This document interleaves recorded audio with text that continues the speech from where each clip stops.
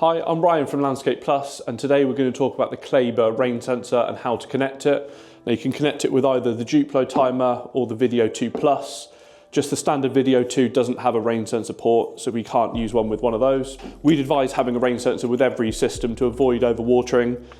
Does what it says on the tin. It will sense a certain amount of rainfall and shut your system off automatically. So to attach the rain sensor, you take your timer apart, 2 buttons on the side, and you'll see 3 ports in the Video-2 Plus.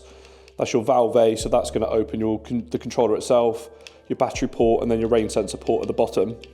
Now, if you're not using a rain sensor, you need to make sure this rain sensor loop is attached. Otherwise, it'll only work on a manual setting and not the automatic one.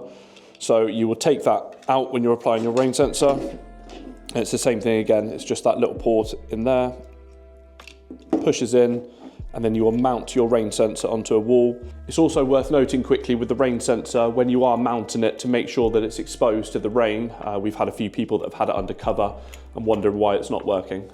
So that should be everything you need to know about the rain sensor. But if you do have any questions, please get in touch with one of the team.